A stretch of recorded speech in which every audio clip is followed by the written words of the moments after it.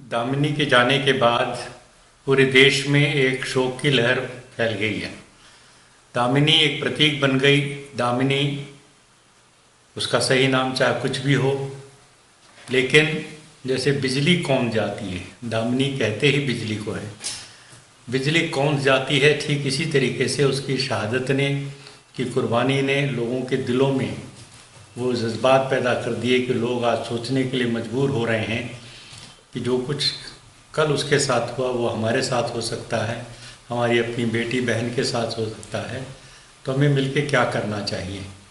मैं समझता हूँ कि नए साल की पूर्व संध्या पर हम सब लोगों को दामिनी की शहादत से एक संकल्प लेना चाहिए कि पूरा का पूरा साल, अगला साल 2013 हम लगाएंगे, इस सवाल पर लगाएंगे कि पितृसत्तात्मक जो हमारा समाज है, पेट्रियार्की जो है, उसमें कैसे बदलाव आए, सोच में, मानसिकता में कैसे बदलाव आए।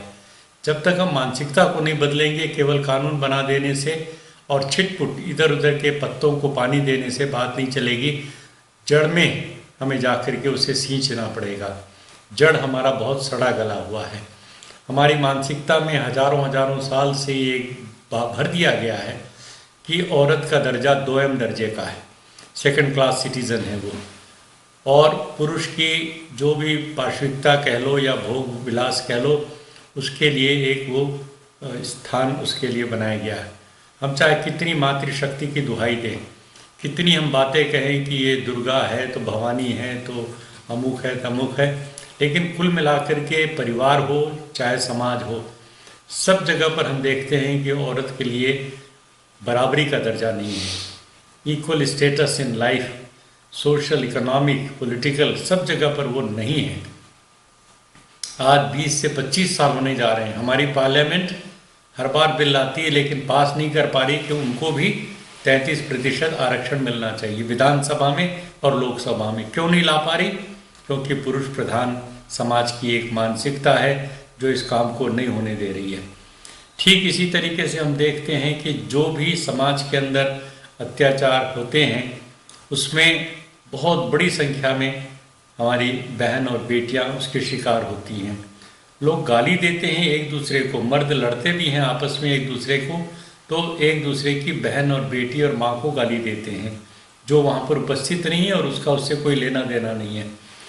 एक पुरुष प्रधान मानसिकता के अंतर्गत ही हम देखते हैं कि जितना भी संपत्ति है समाज के अंदर, उसकी रजिस्ट्री, उसकी गिरदावरी, उसका जो भी कुछ स्वामित्व का रिकॉर्ड होगा वो आपको अधिकांश 90% तक पुरुष के नाम पर मिलेगा, औरत के नाम पर नहीं मिलेगा। जबकि खेत से लेकर खलिहान से लेकर सब जगह पर औरतों के हिस्सेदारी उस पैदावारी काम में बराबर है, बल्कि मैं कहूँगा पुरुषों से भी ज़्यादा होती, लेकिन इसके बावजूद उन्हें स्वामित्व का हक नहीं मिलता। इसी तरह हम देखते हैं कि जितनी भी हमारी धार्मिक प्रथाएं हैं उनमें भी हम बहुत ज़्यादा आगे बढ़ कर के औरतों पर ही ये जिम्मेदारी डालते हैं कि वे प्रार्थना करें अपने पति के स्वास्थ्य के लिए, करवा चौथ करें, अमुक उपवास करें, व्रत करें, दुनिया भर की चीज़ें औरतों के ऊपर थोप रखी हैं। पुरुष पति कभी भी स्वयं अपनी पत्नी के स्वास्थ्य की कामना करने के लिए कोई तप या कोई किसी प्रकार का उपवास नहीं करता। और इन सारी चीज़ों के बावजूद भी शक करना और संदेह करना और आरोप लगाना, ये सब भी पुरुष मानसिकता की एक भूमिका रही है।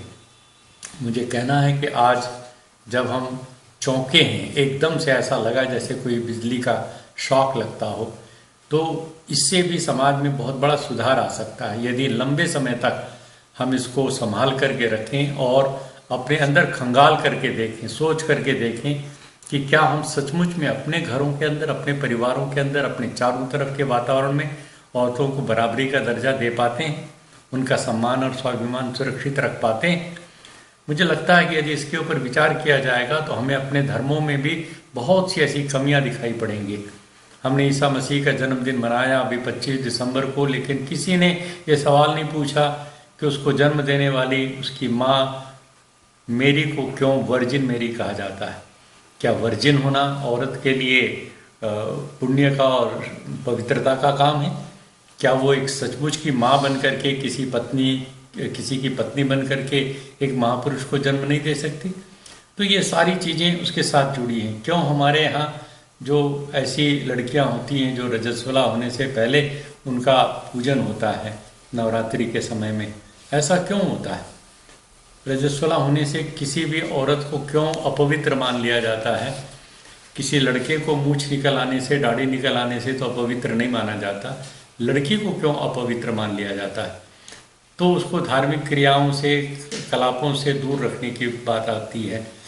तो मुझे लगता है कि कई कई ऐसी ऐसी बातें हैं जिस पर हमें एक विचार करना पड़ेगा, एक शुद्ध और सच्चा समाज बनाना पड़ेगा।